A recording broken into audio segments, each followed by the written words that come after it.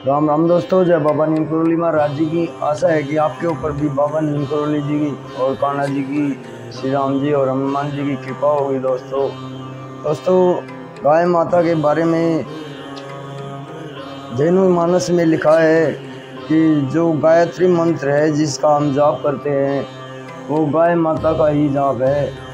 ये किसी किसी को पता होगा मेरे भाई को कि जो गायत्री मंत्र है वो गाय माता का जाप है, गाय का मंत्र है, क्योंकि इसमें सभी देवताओं का वास होता है गाय में, और सभी देवताओं की एक इकट्ठी स्तुति है। वो सभी देवताओं का उनके प्रसन्न करने का मंत्र है।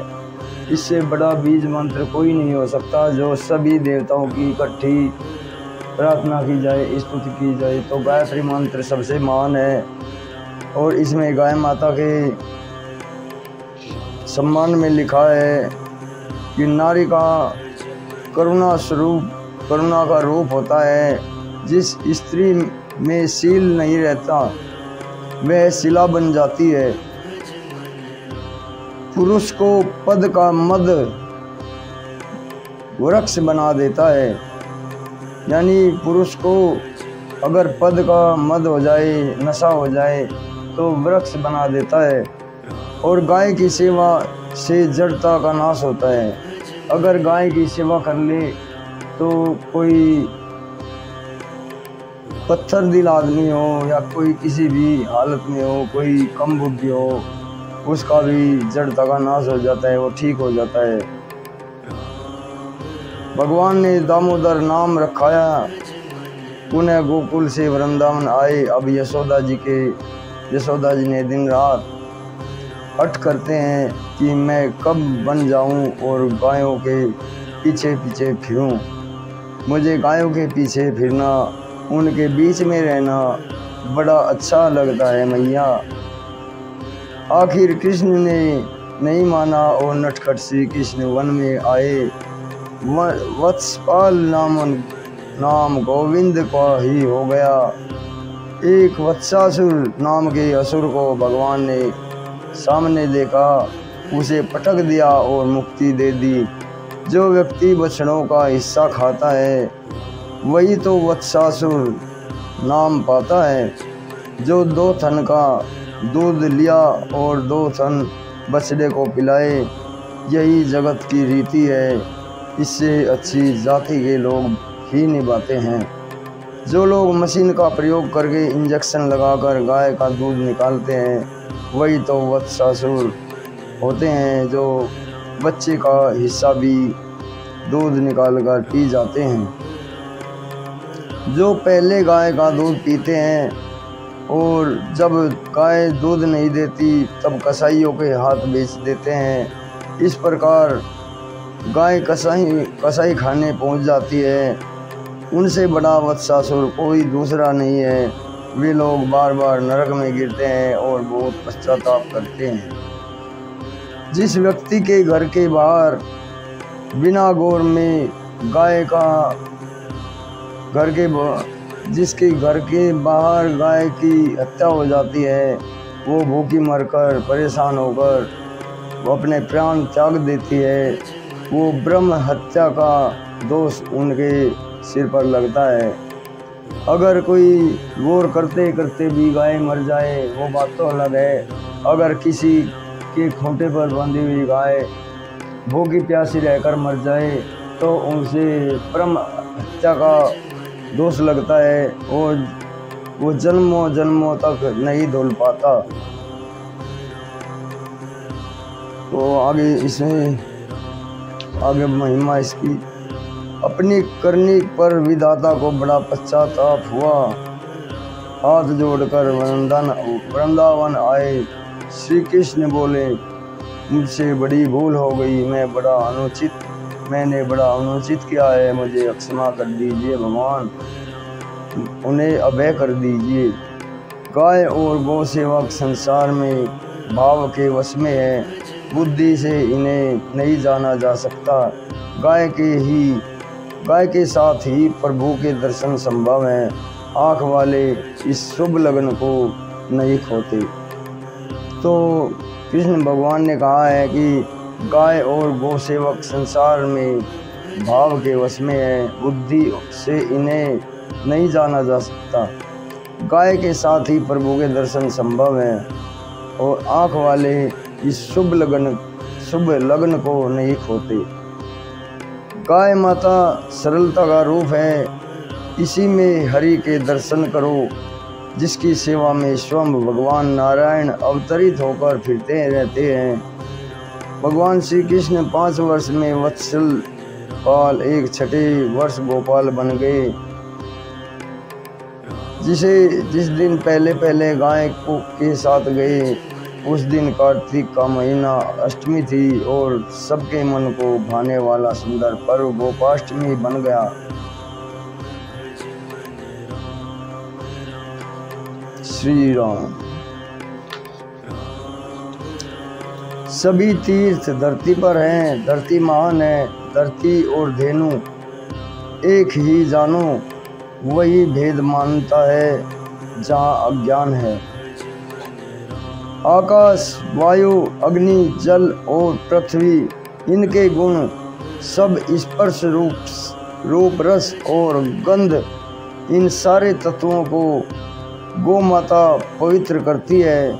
रंभाने से शब्द शुद्धि होती है, श्वास से वायु शुद्धि होती है, द्रत से अग्नि शुद्धि होती है, गोमूत्र से जल शुद्धि होती है, गोबर से पृथ्वी की शुद्धि होती है और गोमाता के शरीर से एक मनोरथ सुगंधित निकलती रहती है, जिसको पाकर संतों के मन कमल विकसित होते हैं।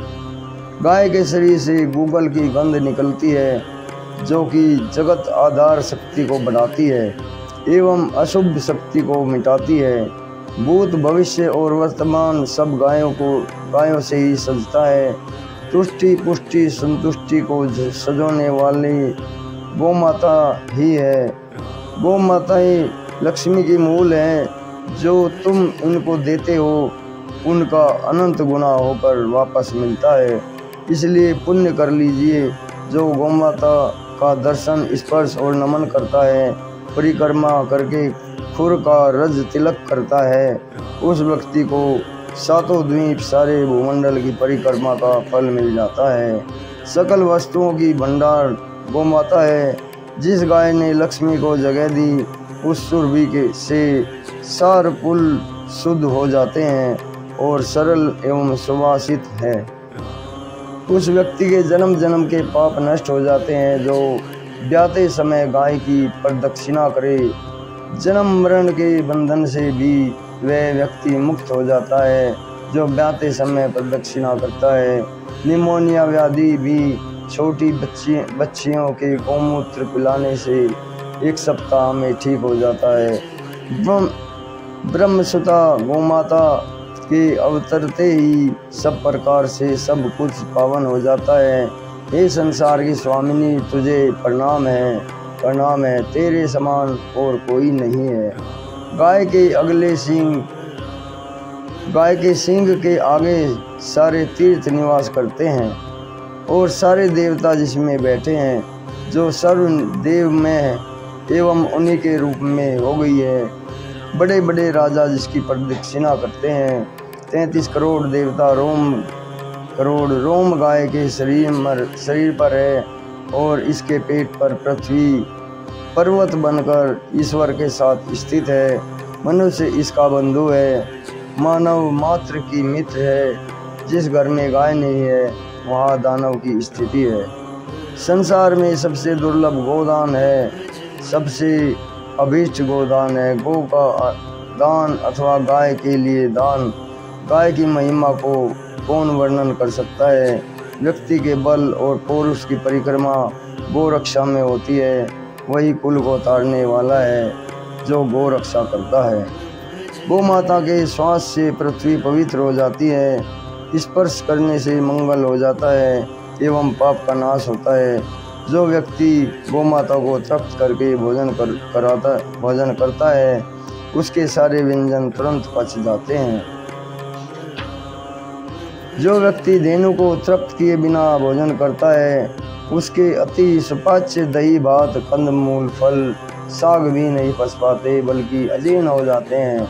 गौ माता को जब व्यक्ति चारा देने लगता है और जो गौ माता को गले की घंटी बजती है तो वह घंटी चारा देने वाले व्यक्ति की जयकारा करती है, अर्थात उसकी हर ओर विजय होती है और विघ्न संकट दूर हो जाते हैं। जिस घर में गाय के गले की घंटी बजती है उस घर की समस्त विपत्तियां दूर भाग जाती हैं।